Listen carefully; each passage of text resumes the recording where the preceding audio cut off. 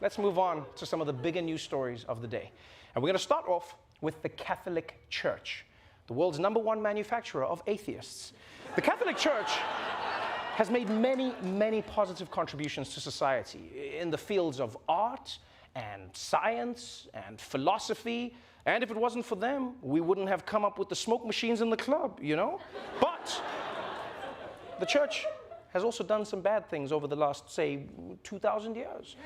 Which is why, in a really positive development, Pope Francis is seeking absolution for the church's sins.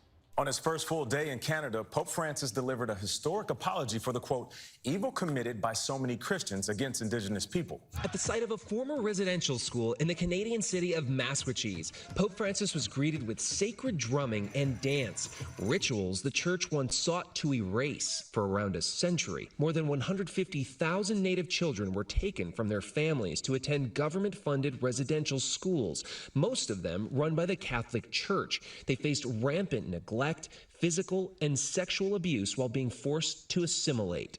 It was here the Pope issued a historic apology. I am here because the first step of my penitential pilgrimage among you is that of again asking forgiveness. Man, you know what? Say what you want. I love this Pope. I really do. Yeah, because ever since he's come into office, or into power, or ever since he's gotten the gig, what do they even say? Whatever it is, he's done a really good job of trying to right the Catholic Church's wrongs. You know, he's reached out to other faiths. He said gay people can get into heaven. And don't forget, he added a pop and lock to the sign of the cross. You know, it's just like, oh, me no nos perus, no no veru. On top of that, he's apologizing to Indigenous people in Canada for the role the Catholic Church played in trying to erase their culture. I'm glad he's doing that.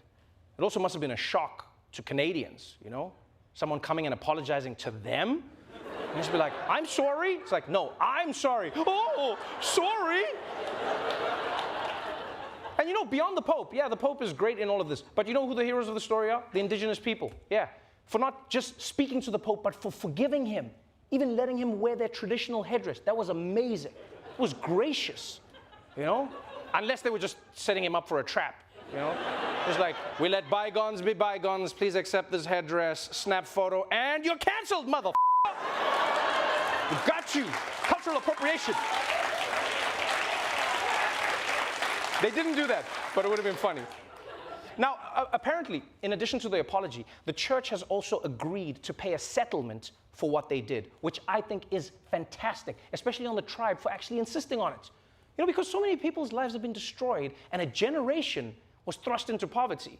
So sorry is nice, but money goes a long way. Yeah.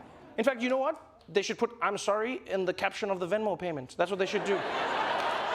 And not just the church, not just the church. Yeah, I think this should be for everyone. All those governments around the world, you know, who've stolen land from people. Like in Africa, we've seen this all the time, right? England is always like, we're so sorry, we pillaged and plundered your country of all your natural resources. And Africans are like, oh, okay, can we have our diamonds back? And it's like, oh, but they're already in the crown, yeah. Oh, we can't take it out, we can't. A crown without jewels, that's just a hat, oh, yeah. So I'm glad. Do something about it. Oh, and speaking of people who are going to need to apologize,